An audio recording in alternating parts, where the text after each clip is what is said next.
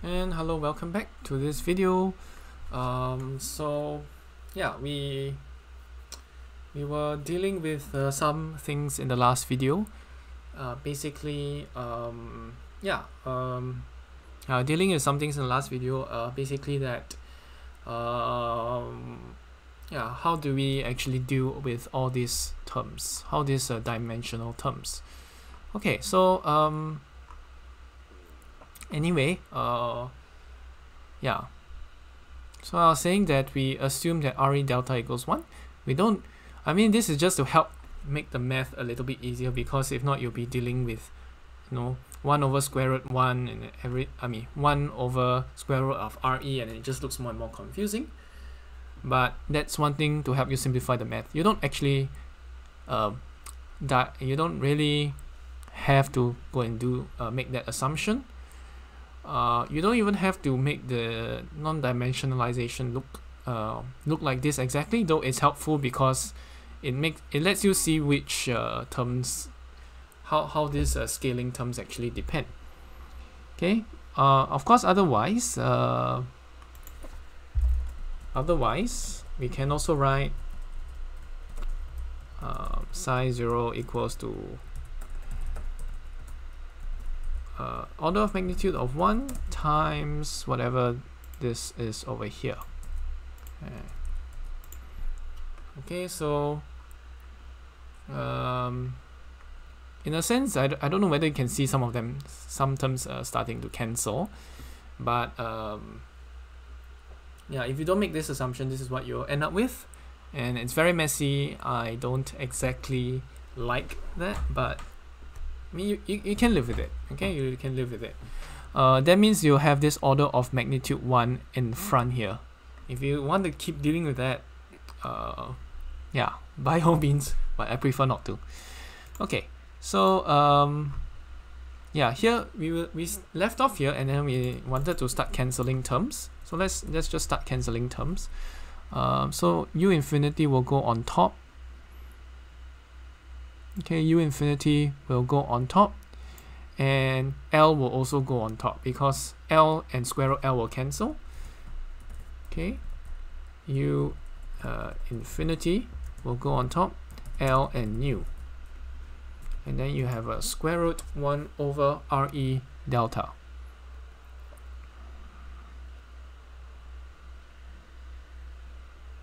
Okay, you have a square root 1 over RE delta. Okay, so you have this sort of relationship here. Okay, so if you were to substitute it back into the stream function, let's see our non-dimensionalized stream function. Okay, and see what it looks like. Psi star equals to psi over psi naught, and oh shucks, I forgot the square root term.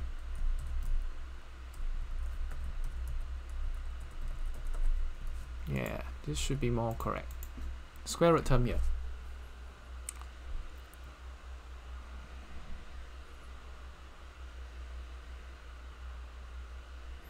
Now you got it. Okay. So moving on, what we can do here is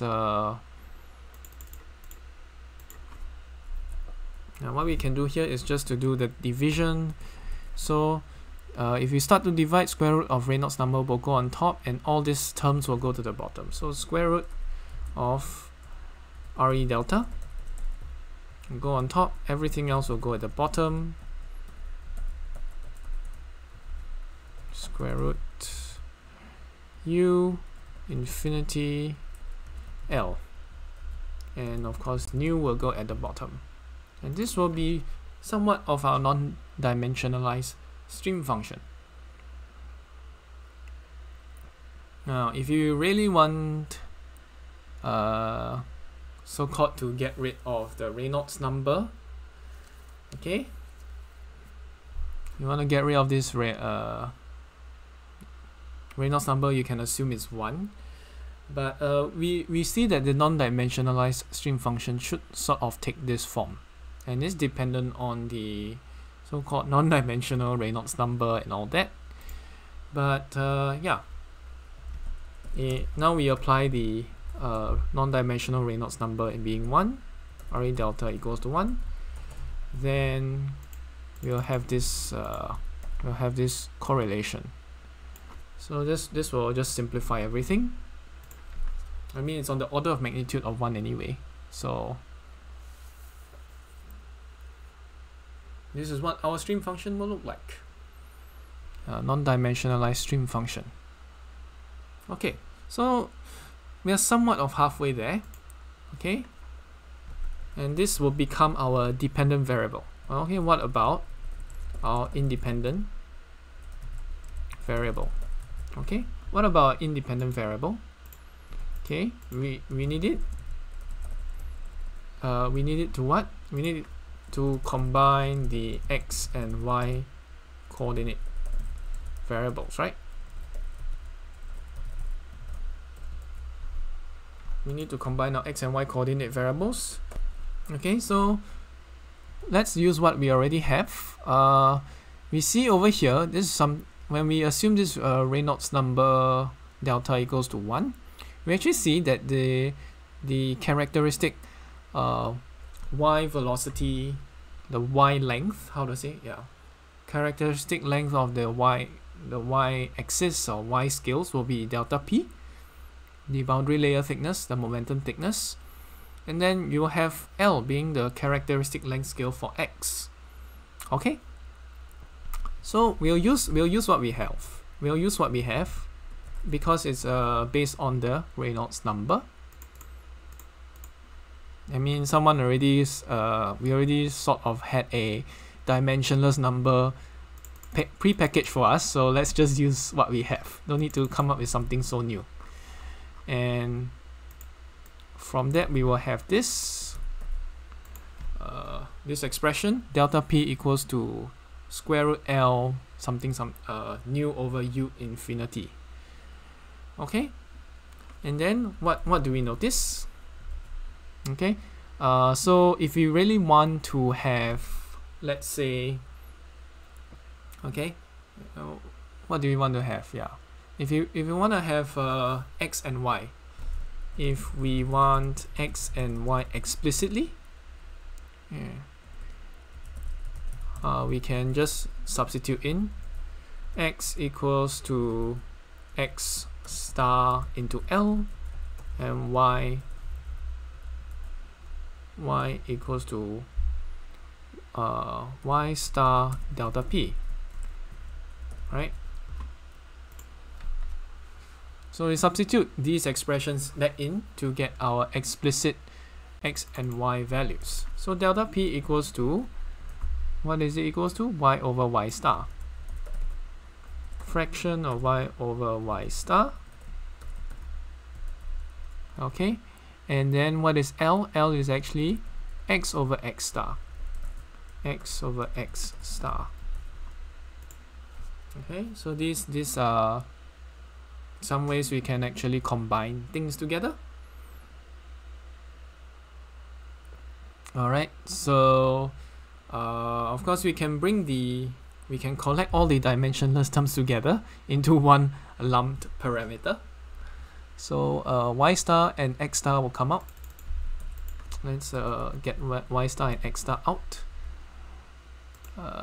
So I'll have a fraction here, y star on top, square root of x star at the bottom, and we'll just have x inside that other square root. Okay, so y will be on the left hand side, and there you have it. Okay, there you have it.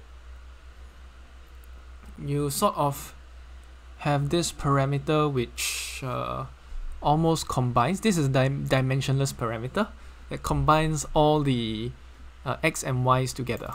So this will become our new sort of independent variable. And this will become sort of our independent variable. Alright, so let's combine these variables together to make it a dimensionless parameter. Okay, so what's the new dimensionless parameter? It's y times square root what's on top, u infinity. Okay, so fraction u infinity on top over nu and then x at the bottom, and then it will equal to this jumbled up mess of terms here. Okay, jumbled up mess of terms here, which should be on the order of magnitude of 1. Order of magnitude of 1. Because each term here is on the order of magnitude of 1. And you would see that we almost got our combination parameter. So this is what our similarity variable will start to look like. Okay, so this is what the similarity variable thingy would start to look like. So what can we do? What can we do with this? So if we actually take a look at the NACA paper, I think where we sort of get the idea there. So what was our similarity variable? We actually have half rho u k or y over square root of x. So we have this y over square root of x function, y over square root of x. Rho over k, that is just the kinematic viscosity, we have it at the bottom. U will be this u infinity. Okay, so of course we actually have a factor of 2 somewhere. We have a factor of 2 right in front. Okay, so this whole thing we divide it by 2. Not really that big a deal. Okay, not really that big a deal. Let's define from Blasius's papers. Blasius's papers. Okay, from Blasius's paper, we have eta equals to, okay, we don't call it this psi thing anymore. Sometimes we like to use eta or in the modern textbooks. Alright, so this will be fraction 1 over 2 of all of these things here. Alright, and that will be half of this value. It's just a number in front, doesn't really matter because all of them should be on the order of magnitude of 1. So yeah, basically you get the idea. Alright, oh, what's a square root like that? Alright, square root. Alright, that's better. So this is what your eta actually looks like. And I think I forgot my y. And y should be on the outside. Alright. This is what your eta will look like. So congratulations, you found your dimensionless parameter. Okay, all of it was based on the Reynolds number. Okay, all of it is just based on the Reynolds number, then you just swap and rearrange. You kind of get the eta. So eta is kind of closely related to the boundary layer Reynolds number, which order of magnitude of 1, and then you have all of these dimensionless parameters together. You group them together, you get eta. Aha. So hopefully that's not that confusing. Okay. And then we have our dimensionless what do you call this, stream function. So we have our dimensionless stream function. Okay, so we have dimensionless stream function. All right.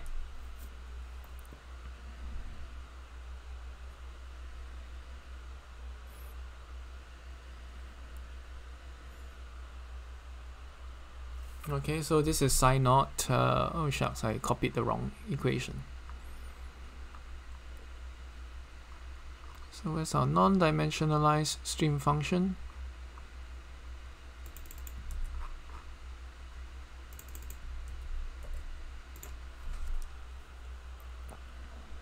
And you see it's pretty close to what what they did.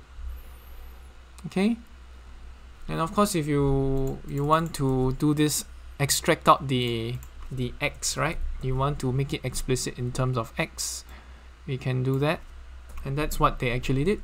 So L equals to x over x star. Okay, L equals to x over x star. Well, x star of course is on the order of magnitude of 1. You can just bring that out and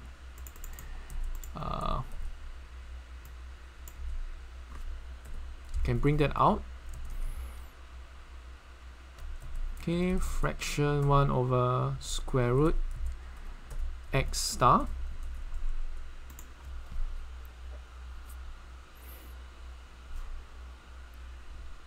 And of course 1 over square root of x star is somewhat on the order of magnitude of 1. So let's take a look at what Blasius actually wrote. You see there's a square root of x here, just like there's a square root of x here. Okay. Yeah, it's a little bit of a different presentation.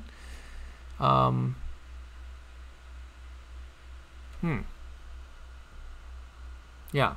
Anyway, this is our non-dimensionalized parameter. You have square root of x. Yes. Because what he's saying here, this is actually the stream function, not the non-dimensionalized stream function. The non-dimensionalized stream function will be this c thing. Okay, this c thing. Okay, so there's square root x, the free stream velocity u infinity, or here it's written as u bar, k over rho, which is just kinematic viscosity. Similar in form here. Okay, so that's the thing. F eta equals to fraction of psi. Okay, psi over this whatever square root thingy you have at the bottom. Okay, u infinity x and nu.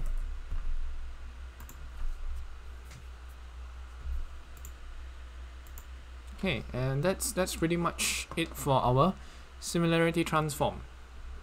Okay, you have an expression for eta, and of course an expression for f of eta, which is this little function here. Okay, and if you take a look at Blasius's original paper, they're more or less, you know, on this kind of a track. Okay, yeah, and of course he goes further to write how u and y are compared to like eta. Okay, so let's just write all of that. Then yeah, he basically transforms all the boundary conditions. So we use this eta and this f to convert, okay, because these actually come out from non-dimensionalizing all of these equations here. When we substitute these variables back in, they should neatly collapse everything together very nicely. Okay, so that's basically what I want to say, is that how these equations are non-dimensionalized. They are based on, how these equations are collapsed using similarity transforms. It is with, you know, more non-dimensionalization magic, so to speak. It may look a bit random here, but hopefully this gives you some intuition.